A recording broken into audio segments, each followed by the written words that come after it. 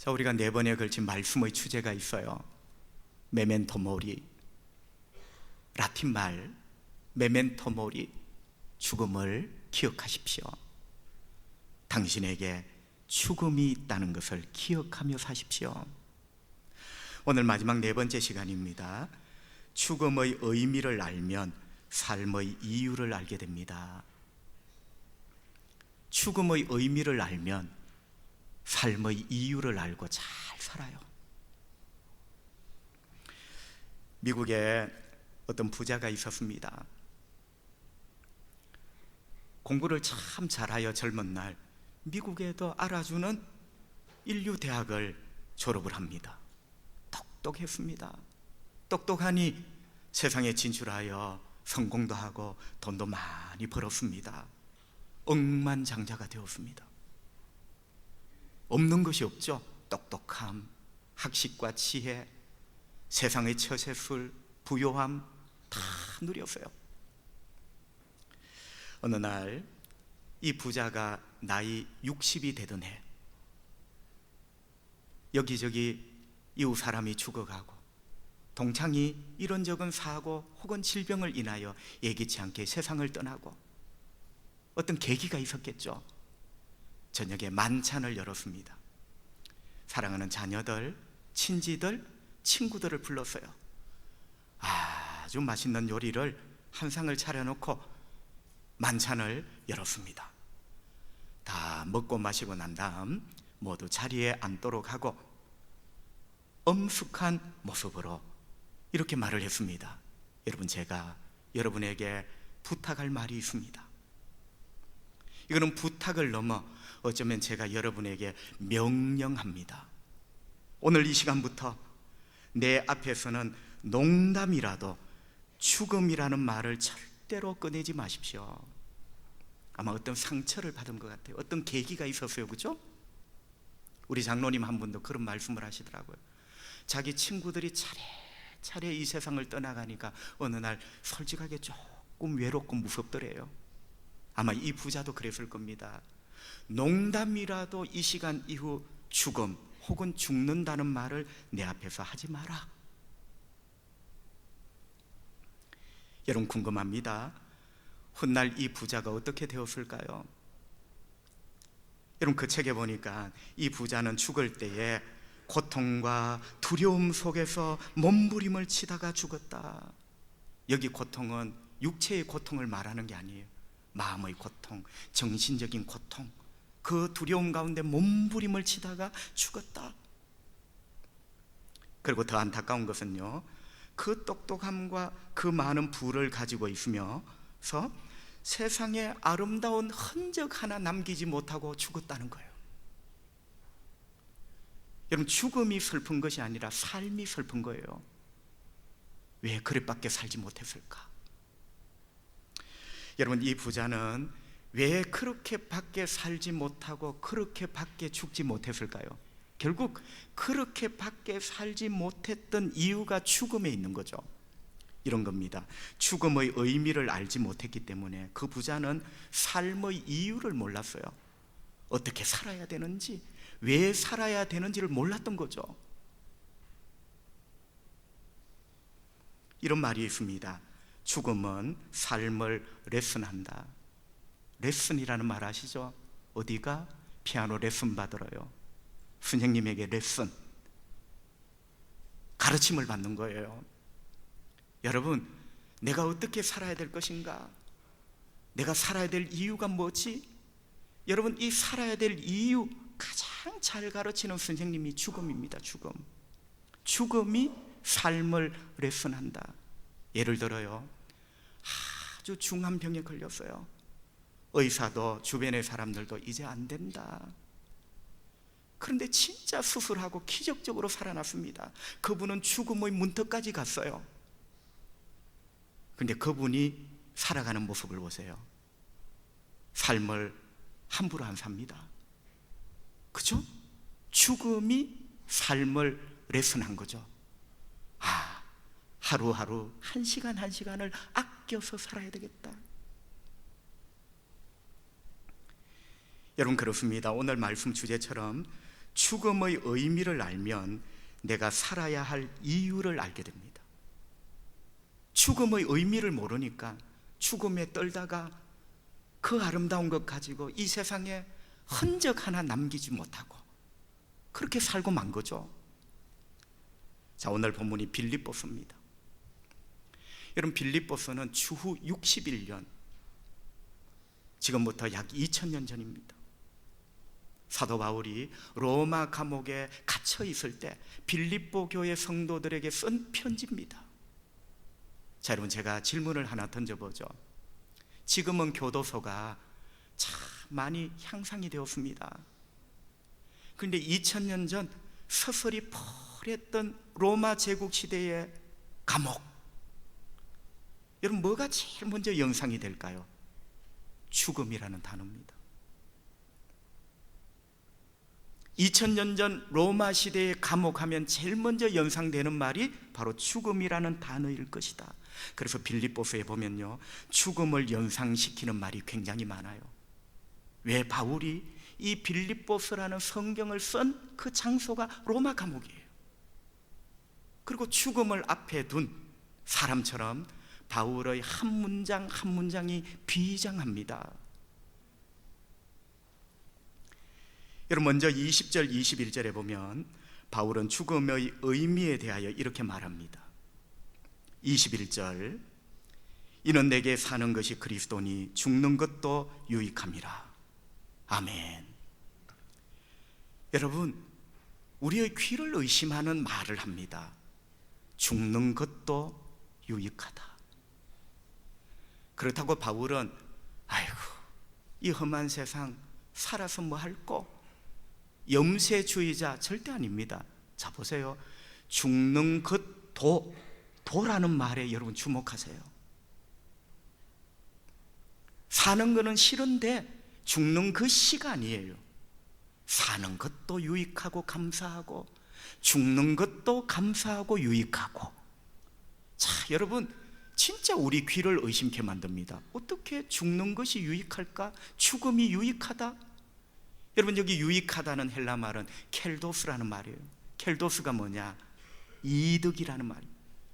죽는 것도 나에게 따지고 보면 이득이야. 여러분, 성도의 죽음은 절대로 손해보는 장사가 아닙니다. 영적으로 깊이 따지고 보면요, 성도의 죽음도 따지고 보면 켈도스, 이득입니다. 바울뿐이겠습니까? 우리에게도 똑같습니다. 자, 그렇다면 여러분, 바울은 도대체 어떤 측면에서 죽음이 유익하다, 이득이다, 이런 발언을 했을까요? 어떤 측면에서? 험한 세상, 얄궂은 세상 이제 끝내어서 유익하다, 이득이다, 이런 말일까요? 절대 그런 말이 아니죠. 그 말뿐이라면 저는 성도가 아니라 생각합니다. 여러분, 바울은 어떤 측면에서 죽음이 이득이다, 유익하다라고 표현을 했을까? 20절에 그 힌트가 있어요. 여러분, 20절에 보면 바울의 고백 하나를 들을 수가 있습니다. 20절을 제가 해석을 한번 해볼게요. 이런 거예요. 바울이 이렇게 말합니다.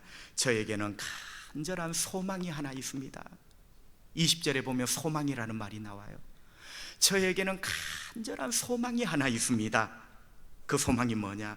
지금까지도 내가 그렇게 살아왔듯이 앞으로도 내가 살든지 죽든지 나에게서 예수님이 존귀하게 되기를 원합니다. 이것이 나의 간절한 소망입니다. 이게 20절이에요. 나에게는 간절한 소망이 있대. 지금까지도 그렇게 살아온 것처럼 앞으로도 내가 살든지 죽든지 나에게서 예수님이 존귀하게 되기를, 예수님이 영광 받으시고 그분의 이름이 높여지기를 원합니다. 여러분, 여기서 죽는 것도 유익하다는 말의 의미가 드러나죠. 살든지 죽든지 나에게서 예수님이 존귀하게 되기를. 왜 성도에게 죽는 것이 유익입니까? 성도의 죽음은 예수님을 드러내는 마지막 과정이에요. 여러분, 이해되십니까? 왜 성도에게 죽음이 이득이냐? 내 온 인생이 예수님을 위하여 살아야 돼. 그러나 그 마지막 죽음의 순간이 예수님을 드러낼 수 있는 마지막 클라이막스야. 예수님을 드러낼 수 있는 마지막 기회. 그래서 바울은 나에게 죽음도 유익입니다. 성도는 얼마나 길게 고통을 당했는가, 얼마나 짧게 고통을 당하고 돌아가셨는가, 그거 자랑하는 사람이 아닙니다. 성도는 내가 장의사를 잘 만나서 얼마를 깎았는가, 얼마를 바가지를 썼는가, 그거 따지는 사람이 아닙니다. 성도는 그 마지막 죽음의 순간까지도 주님의 이름이 높여지는, 주님께 영광을 돌리는, 할렐루야, 아가야, 주님이 나를 부르시구나. 죽는 게 큰 유익이죠. 그 죽음을 통하여 주님을 높여드리잖아요. 주님이 나를 부르시구나. 나를 위하여 하나님께서 하늘 문을 여셨구나. 아들아, See you again in heaven.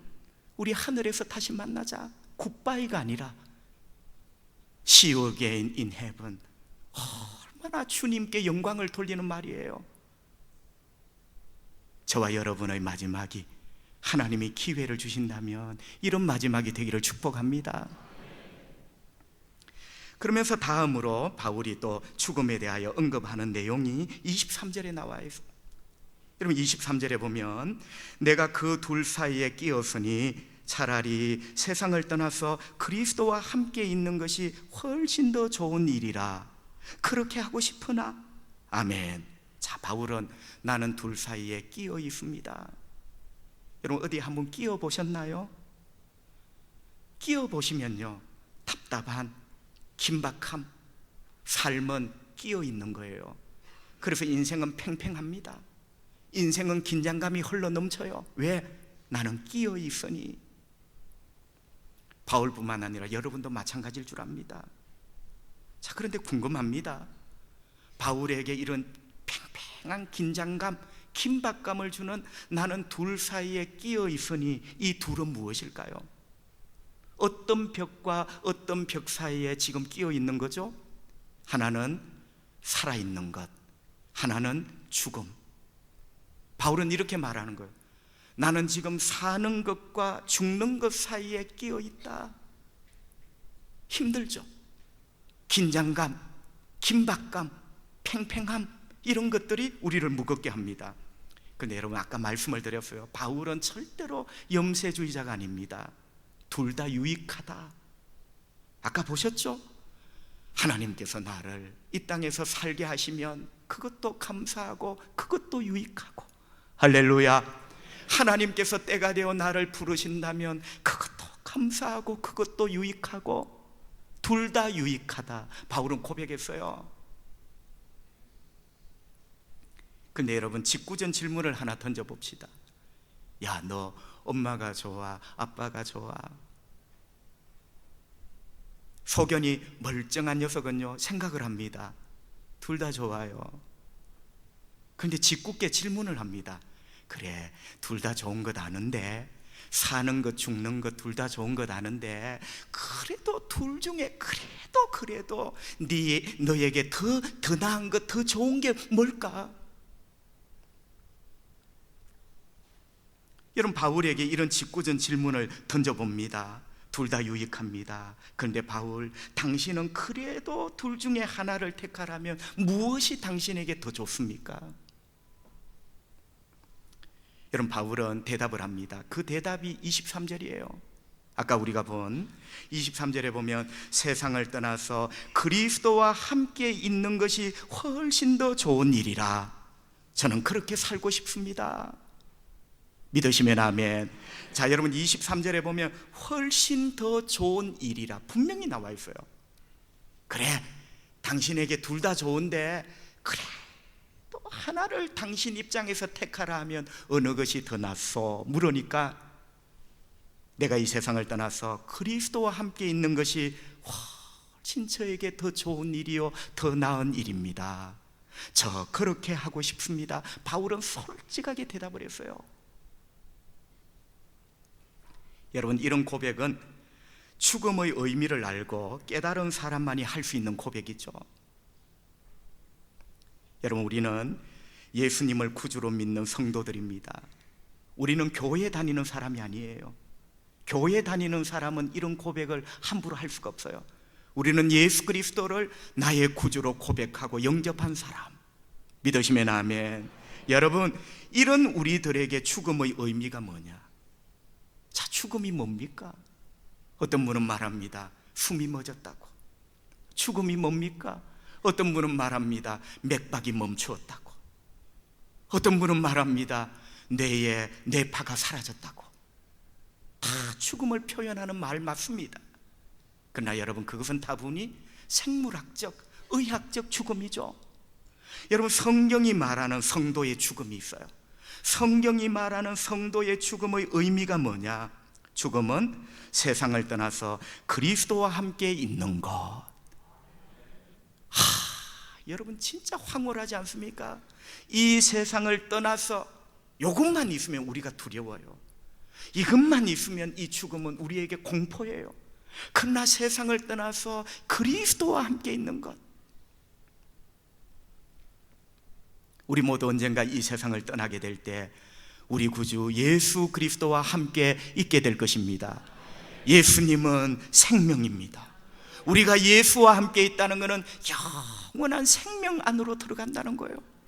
예수 그리스도는 영광 그 자체이십니다. 영광 자체이신 예수 그리스도와 우리가 함께 있다는 것은 우리가 영원한 영광 속으로 들어가 그 영원한 영광을 누리게 된다는 말이에요.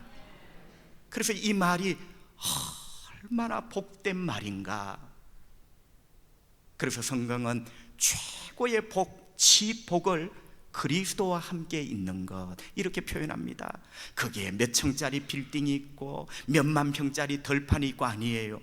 그리스도와 함께 있는 것, 그분의 생명, 그분의 영광 속에 들어가 같이 누리는 것, 그게 성도의 죽음의 의미예요.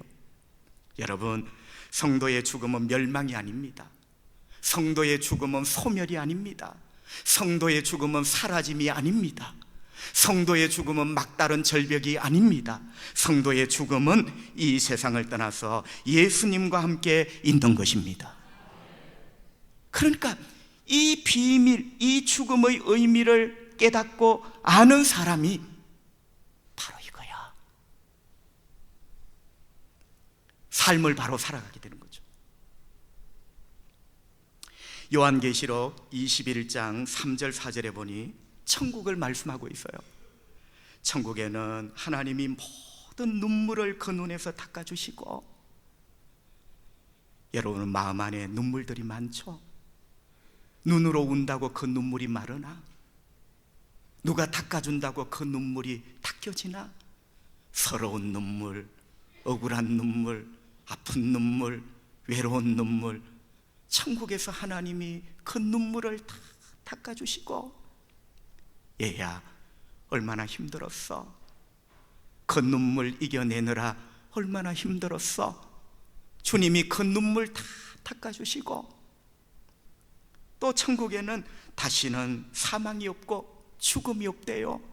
또 천국에는 애통하는 것이나 곡하는 것이 없고 다시는 아픈 것이 없고 처음 것들이 다 지나갔습니다. 낡은 것, 병든 것, 이런 것 다 지나갔습니다. 할렐루야. 천국은 너무나 찬란하고 황홀한 곳, 참 좋다. 그런데 여러분, 아직 천국의 핵심이 아니에요.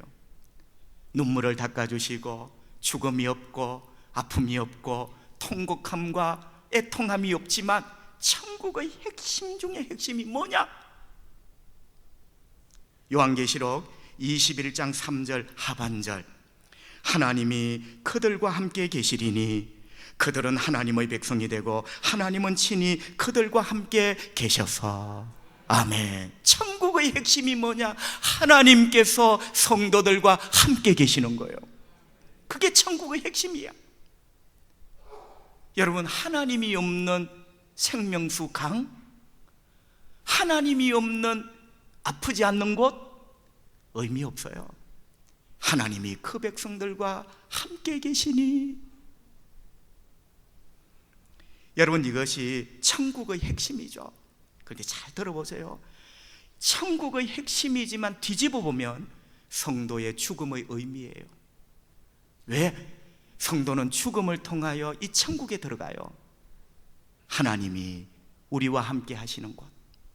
그래서 바울도 이 세상을 떠나 예수와 함께 있는 것, 무로나 마나 내 개인적으로 보면 그게 훨씬 낫지요. 이렇게 23절에서 대답을 한 거예요. 여러분, 이게 끝입니까? 죽음이 훨씬 더 나은 것, 죽음은 이 세상을 떠나 주님과 함께 영원히 생명과 영광 가운데 거하는 것. 여러분, 이제 이 천국 가는 날만 받아놓고 그냥 살면 되는 겁니까? 죄송합니다. 우리 한국교회에 이런 그리스도인들이 적지 않아요. 천국 가는 날만 받아놓고 그냥 사는 거예요. 정답은 아니죠. 여러분, 24절, 25절 내용을 보면요, 그 내용의 주제가 뭐냐? 자, 성도에게 죽음의 의미가 뭐냐? 이 세상을 떠나 주님과 함께 있는 것, 이게 죽음의 의미예요. 이 의미를 깨달은 바울이 24절, 25절에 보면 이제부터 나는 이렇게 살아야지. 할렐루야. 삶의 이유가 나온다니까요. 이 삶의 이유는 죽음의 의미를 깨닫고 나온 이유예요. 죽음이 삶을 레슨한다. 그 죽음 넘어 있는 영광, 지복, 이 찬란한 영광을 깨닫고 나니, 그래, 이제부터 하나님이 나에게 생명을 얼마나 주실런지 모르지만 주신 날 동안 나 이렇게 살아야지. 그게 24절, 25절이에요. 삶의 이유가 생긴 거죠. 여러분, 그 삶의 이유가 뭡니까? 24절, 25절 성경은 이렇게 말씀합니다. 내가 육신으로 있는 것이, 아직 이 땅에 사는 것을 말해요. 내가 육신으로 있는 것이 너희를 위하여 더 유익하리라. 내가 살 것과 너희 믿음의 진보와 기쁨을 위하여 너희 무리와 함께 거할 이것을 확실히 아노니. 여러분, 이런 말입니다. 만약 하나님께서 내가 죽어 주님과 함께 천국에 있는 것이 훨씬 더 나은 일이지만 아직도 주님의 은혜 가운데 주님께서 나를 이 땅에 살게 하신다면 내가 다른 사람의 유익을 위하여 살리라.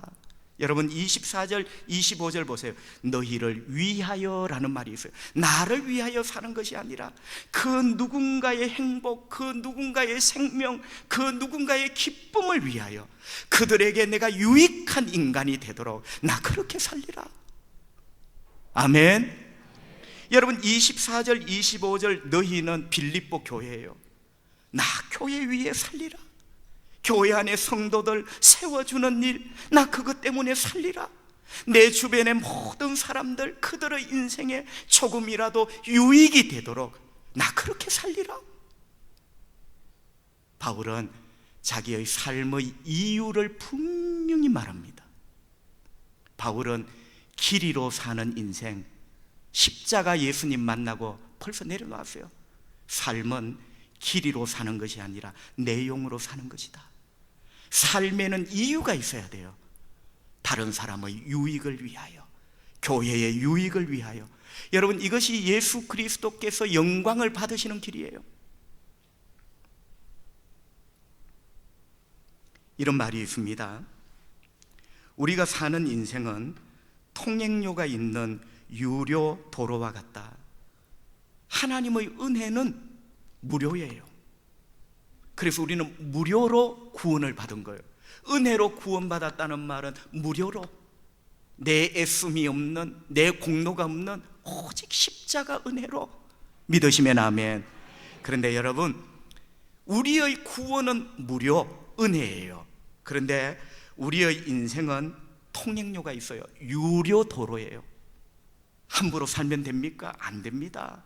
여러분, 내 인생이라는 이 도로는 반드시 통행료를 내어야 될 유료 도로인데 죽음은 내 인생의 도로 마지막 톨게이트입니다. 죽음이 마지막 톨게이트예요. 그 죽음이라는 톨게이트를 지나면서 하나님께 내 인생의 도로를 달려온 유료 비용을 내야 돼요. 그게 뭐냐? 내 삶의 내용을 하나님께 내야 됩니다. 여러분, 은혜로 구원받았다고 춤추면 안 돼요. 그거는 1막이에요. 2막이 있어요. 당신이 은혜로 구원을 받았습니까? 죽음 넘어 찬란한 천국이 당신 것입니까? 2막이 뭐죠? 그렇다면 당신은 이렇게 살아야 됩니다. 성경은요, 수많은 구절에서 우리가 왜 살아야 되는가, 삶의 이유를 말합니다. 그게 우리가 하나님께 지불해야 될, 죽음의 톨게이트에서 내어야 될 유료 통행료죠. 하나님께 내 삶의 내용을 내어야 됩니다. 간혹 유료 도로를 달리면서 깜짝 놀랄 때가 있습니다. 호주머니에 돈이 있는가? 여러분, 지금 당황스럽지 않습니까? 죽음의 톨게이트를 빠져나오면서 하나님 앞에 내어야 될 통행료, 하나님이 기뻐하시는 어떤 삶, 그 내실 통행료가 여러분의 호주머니에 있습니까? 그게 없다면 우리가 많이 당황스럽죠. 고린도후서 5장 9절 10절, 그런즉 우리는 몸으로 있든지 떠나든지 내가 살든지 죽든지 주를 기쁘시게 하는 자 되기를 힘쓰노라. 여러분, 힘쓰셔야 돼요. 그냥 되는 것 아니에요.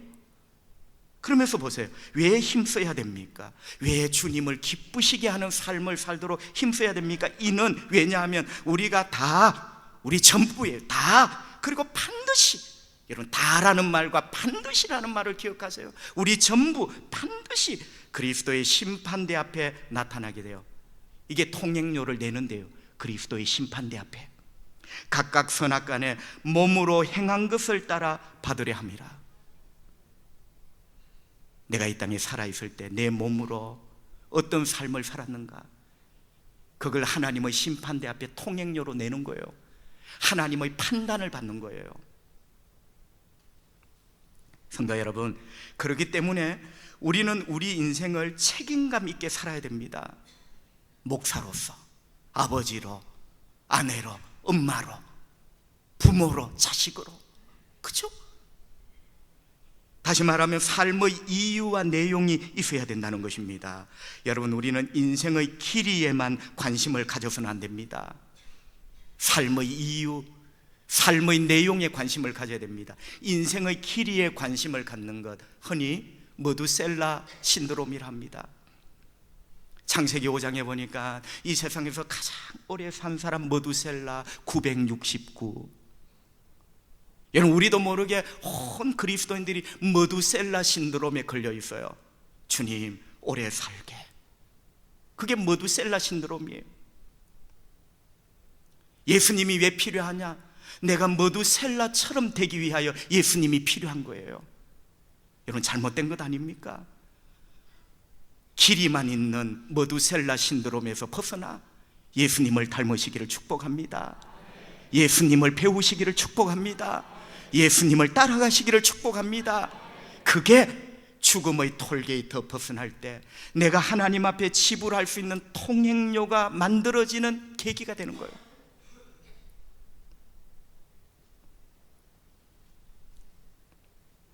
어떤 분에게 이메일 한 통을 받았습니다. 너무 충격적인 내용이 있어서 여러분에게 소개를 하려고 합니다. 나쁜 의미의 충격이 아니고, 여러분, 그분이 보낸 이메일 내용 가운데 절부지라는 한문이 있어요. 절부지, 부지, 나는 모른다. 모르는 걸 부지라 해요. 절이 뭐냐? 이건 흔히 마디절이라고도 하고요, 마디. 그리고 계절할 때 절이에요. 여러분, 이 절부지라는 말에서 철부지라는 말이 나온 거예요. 자, 절부지는 한문입니다. 이 절이 계절이에요. 계절의 우리말이 뭐죠? 철이죠. 철 따라. 제가 너무 충격을 받았어요. 철부지가 뭐냐? 계절을 모르는 것. 계절을 모르는 농부가 철부지예요. 봄입니다. 밭 갈고 흙 갈고 씨 뿌릴 준비해야 되죠. 여러분, 그게 철을 아는 농부예요. 그런데 이걸 모르는 농부 철부지예요. 그래서 우리가 어떤 부분을 잘 모를 때 어떻게 저렇게 철부지같이, 여러분 철부지 농부는요 나중에 먹을 것이 없습니다. 철을 모르기 때문에 그에게는 아무 열매도 없을 겁니다. 절부지, 혹 철부지. 여러분 우리 인생에도 철이 있습니다. 농사가 절부지 농부라면 망하는 것 아니겠습니까? 자, 농사가 망해도 끔찍한데 우리의 인생에 철이 있다니까. 여러분, 전도서 3장 2절, 날 때가 있고 죽을 때가 있나니, 우리가 태어날 철이 있고 죽을 철이 있나니, 우리 인생에 분명히 철이 있어요. 철. 심을 때가 있고 심은 것을 뽑을 때가 있나니, 언젠가 내 인생이 죽음의 톨게이트를 지나 통행료를 내야 될 철, 그 철이 있나니. 여러분 이것을 모르는 철부지로 산다면 진짜 하나님 앞에 후회합니다. 그걸 모르는 게 진짜 영적 철부지예요. 그럼 어떻게 살아야 됩니까? 여러분 우리가 철부지로 살지 않으려면 어떻게 해야 됩니까? 전도서는 마지막 부분에 답을 주세요. 전도서 12장 13절 14절, 이 일의 결국을 다 들었으니, 인생에도 철이 있다는 것 너희들이 다 들었으니 하나님을 경외하고 그의 명령들을 지킬지어다. 이것이 모든 사람의 본분이니라. 하나님은 모든 행위와 모든 은밀한 일을 선악간에 심판하시리라. 여러분 전도서의 제일 마지막이 뭔지 아세요? 바로 이거예요. 하나님은 모든 행위를 심판하신다는 것. 여러분 놀랍습니다. 전도서의 마지막 결론이 하나님은 내가 이 땅에 살면서 내 몸으로 살았던 모든 삶을 마지막에 통행료로 지불할 때 그걸 판단하신다는 거예요. 철부지가 되지 않는 길, 하나님을 두려워해라. 믿으시면 아멘. 그게 하나님을 경외하라는 거야. 하나님을 두려워해라. 어떤 하나님을 두려워하라는 게요? 그게 바로 14절에 있죠. 너의 모든 삶을 판단하시는 하나님을 너는 두려워하거라. 그때 여러분 우리 인생이 영적으로 철부지 같은 인생이 되지 않는 거예요. 말씀을 정리합니다. 어떤 책에 보니까 이런 글이 있었습니다. 여러분들이요 죽음을 두려워하지 마십시오. 진짜 두려워해야 될 것은 죽음이 아니라 살고 있으되 살아있음에 철저하지 못한 것을 두려워하십시오. 여러분 진짜 일리가 있어요. 우리가 지금 두려워해야 될 것은 죽음이 아니라 하나님이 은혜 주셔서 내가 지금 살고 있는데 이 삶에 대하여 철저하지 못한 것, 그걸 두려워해라. 여러분 죽음을 두려워하지 마십시오. 정말 두려워해야 될 것은 하나님이 당신에게 부여한 삶의 기회를 헛되게 하는 것을 두려워하십시오. 마지막 죽음이라는 톨게이트에 빠져나올 때 여러분은 하나님 앞에 내실 통행료가 있는지, 그 통행료를 받으실 하나님을 두려워하고 있는지, 철을 알고 사시는 건지. 여러분 우리 모두는 복된 사람입니다. 두 가지 의미에서 우리는 복된 사람이에요. 첫째, 우리는 죽음의 의미를 아는 사람이다. 죽음 넘어 우리 주님과 함께 영원히 있을 것.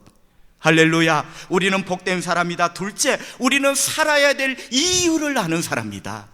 우리는 주님을 기쁘시게 다른 사람에게 유익함을 끼치는 인간으로 살아야 된다.